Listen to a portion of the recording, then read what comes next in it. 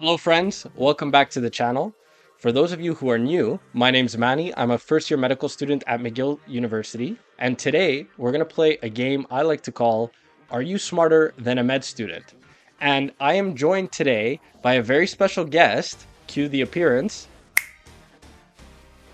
Callista, welcome. Thank you.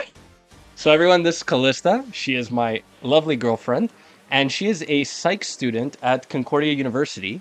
And she will challenge me today for the throne of Are You Smarter Than a Med Student?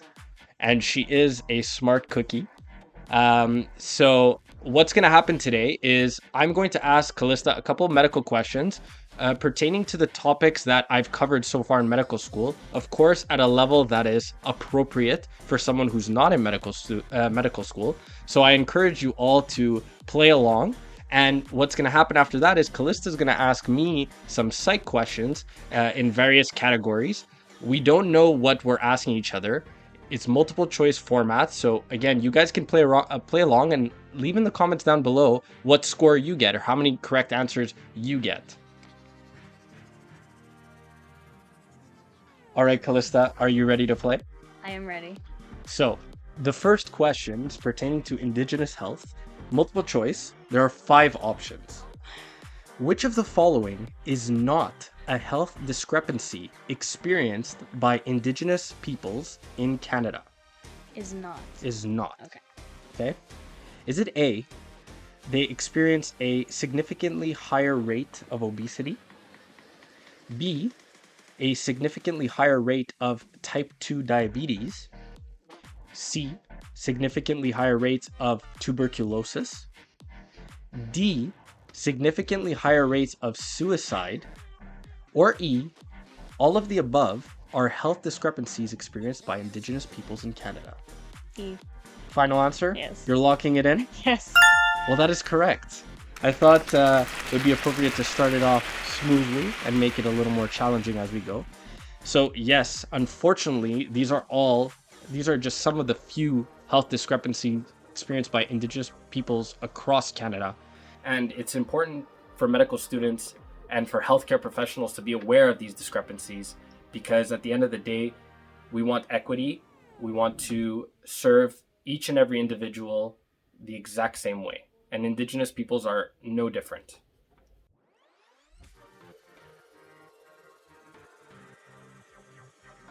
Which of the following statements about the respiratory system is true? Is it A, that smoking is not a risk factor for most lung cancers? B, the right lung is bigger than the left lung in size? C, the esophagus is the tube that connects the mouth to the lungs? Or is it D, you only expire carbon dioxide? I know that you expire CO2, but I don't know if it's the only thing you expire. So that's the real question. Yeah. And I can't remember. I feel like esophagus is for food. Okay.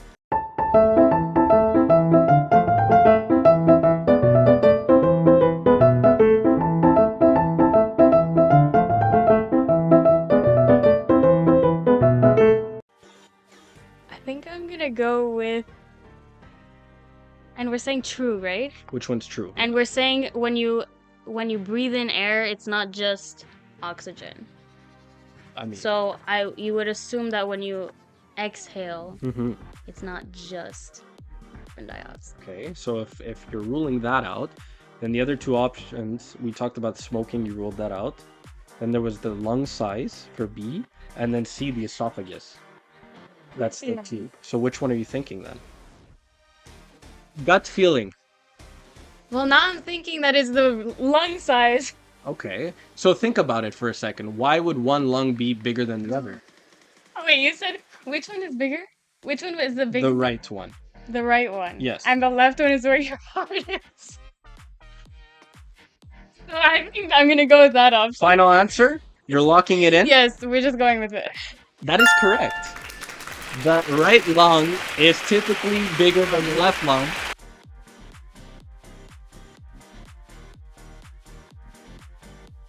Which of the following statements about the heart is false? False. Okay. A. If Cristiano Ronaldo was not what? You have a problem with Ronaldo? This is a perfect example. Okay. Okay. If Cristiano Ronaldo was not a professional athlete and he lived a relatively sedentary life, his heart would be smaller in size than it is now. B. The heart contains 4 chambers, 2 atria, and 2 ventricles. The human heart, let me specify. C. Each atrium is separated by its respective ventricle by a atrioventricular valve. And D.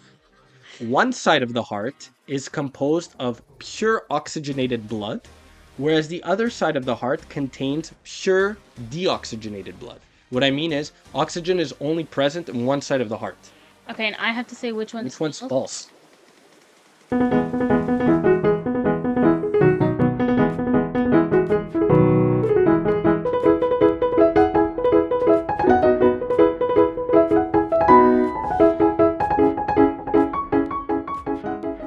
So, final answer, if Cristiano Ronaldo was not a professional athlete and lived a relatively sedentary life, his heart would be smaller in size. I think that's false.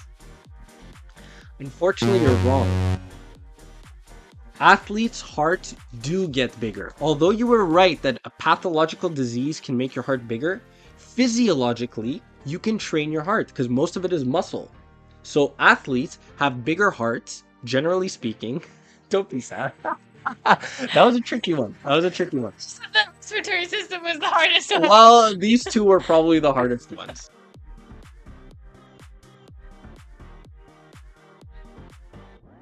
Which of the following is not a kidney disease? Is not a Okay, meaning like the kidney is not directly affected. Okay. Now, I will say that with all of these diseases, the kidney can get affected and will likely when the disease progresses. But I want you to pay close attention to the names of the diseases. You won't know what they are, most likely. Most of them, at least. And that's okay. But if you pay attention to the names, you could probably figure out which one is not associated to the kidney. Which one is not associated? Okay, so which of the following is not a kidney disease? Is it A, diabetes? Okay. Is it B, acute tubular necrosis? Mm-hmm. Okay. Is it C, nephrolithiasis? I know that one is a kidney disease. What is it? What exact Kidney stones. Yes. Okay. And D, renal clear cell carcinoma. I'm gonna go with diabetes is not directly related to the kidneys. What do you think it's directly related to? What organ or organs can you think of that you think it like affects most prominently? The liver? So diabetes, final answer? Yeah, diabetes is not directly related to the kidneys. Correct. And yes, the liver and the pancreas. Okay, that's the theory, at least, that there's like called the twin something cycle, twin something. Anyways, whatever. Okay, diabetes. Good job. So that's 3 for 4 for Callista.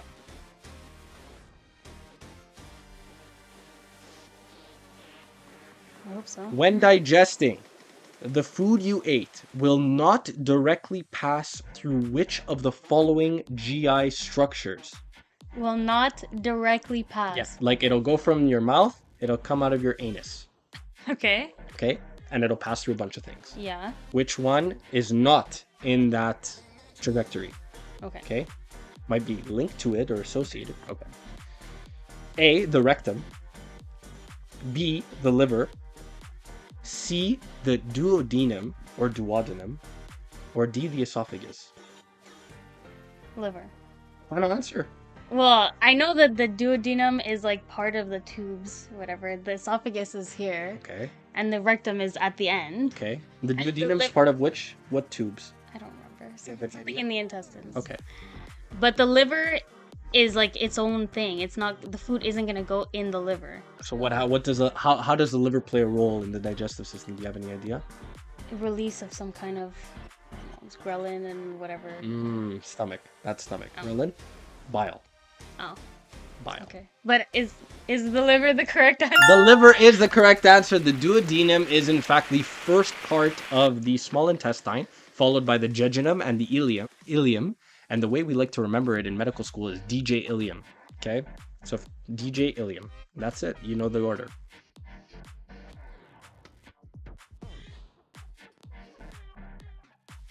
Endocrinology. It was actually a subcategory of the gastroenterology when we learned it. And this is going to bring you back to intro to psych. You ready? No. Which of the following hormones is not secreted by the anterior pituitary gland? Oh, not intro to psych, intro to bio? What'd you learn? Neurobio. Neurobio, there you Yeah.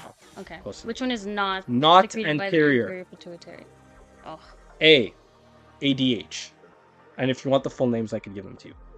B, GH. C, prolactin. D, FSH. So let me specify. ADH, antidiuretic hormone. B, growth hormone. C, prolactin. D, follicle stimulating hormone.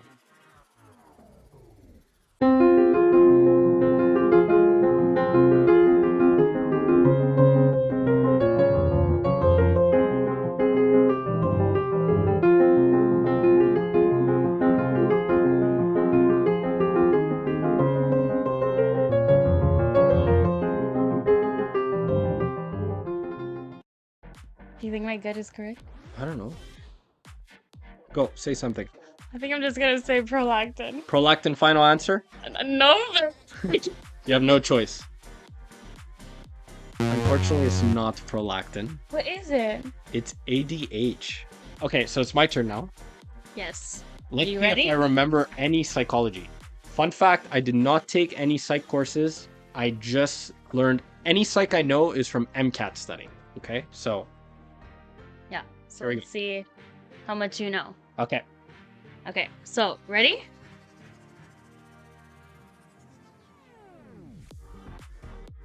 Yes. Round one. This one has 2 questions. Okay. One of them is for you to describe, Okay. and the second one has options. Oh, God. Okay. Okay? Yes. What is explicit memory? Oh, God.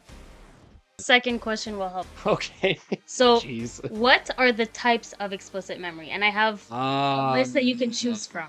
Okay? Yes. So, the options are procedural memory, Yes, I'm not looking. I promise. Sorry. Procedural. Okay. procedural memory, Yes. semantic memory, Yes. associative memory, Okay. episodic memory. So I have to pick as many as I want from As those. many as you want Okay. from the list Okay.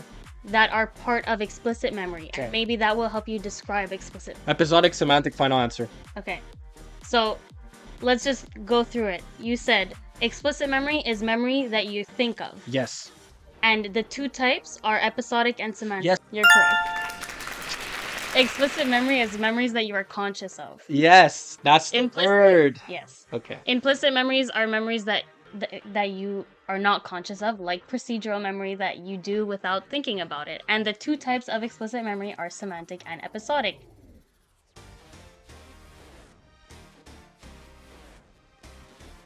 Ralph only gets to watch TV in the afternoons if he doesn't hit his sister. Otherwise, he must spend the afternoon in his room. This is an example of, the options are differential reinforcement of other behavior, avoidance training, punishment, or negative reinforcement. All right. This is some operant conditioning going on here, okay? Or you're punishing a bad behavior. Therefore, it is punishment. Final answer. Final answer. False. Shit. It's not? No. What Is would it? your second guess be? I guess negative reinforcement. Not even. Okay. It's well, differential reinforcement of other behavior.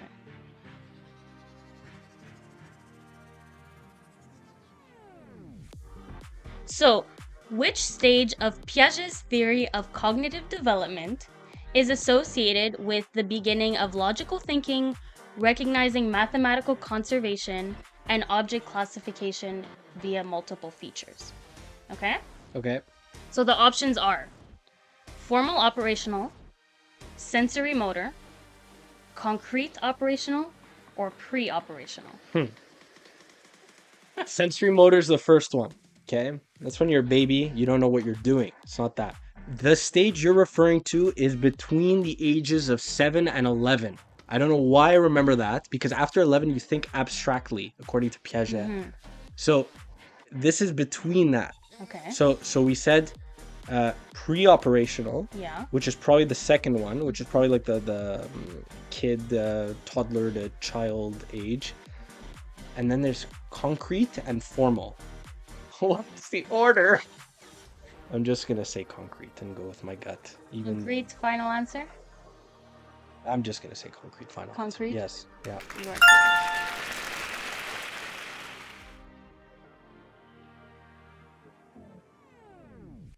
So, my question is, which is not a symptom of schizophrenia currently classified in the DSM-5 diagnostic criteria? Okay. Okay? All right.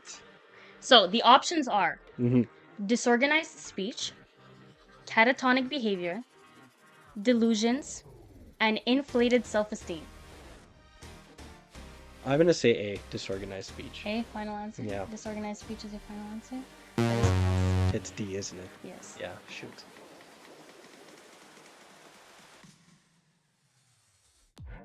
What is the most common excitatory neurotransmitter in the brain? Okay. The options are dopamine, Okay. glutamate. No. Glutamate. Go. No? Glutamate's inhibitory. Is it? Yes. Serotonin? Epinephrine. Oh no. Okay. Glutamate's inhibitory. I know that. You know. Glutamate, GABA, those stuff inhibitory. But epinephrine obviously stimulates. Dopamine is the reward pathway, and serotonin is mood. I don't know why. I'm gonna go with dopamine. It's epinephrine. It's glutamate. How is that possible? It's inhibitory. It is not. Impossible. It's not. I ruled it out right at It's the beginning. excitatory.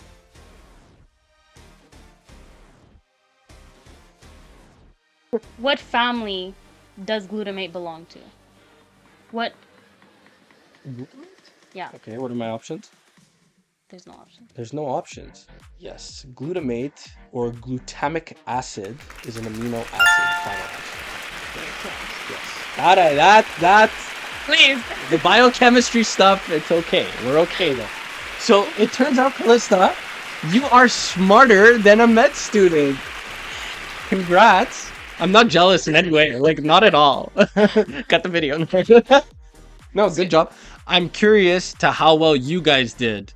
And be honest, don't say you got like 6 on 5 and stuff like that. No, you didn't. You can't like, you didn't. You never know. Yeah, I know. Maybe other people are You're right. smarter than you. There are definitely other people out there that are smarter than me. Yeah, I hope you guys enjoyed this video. If you liked it, please like and subscribe. If you want to see more of Callista on the channel, she was great.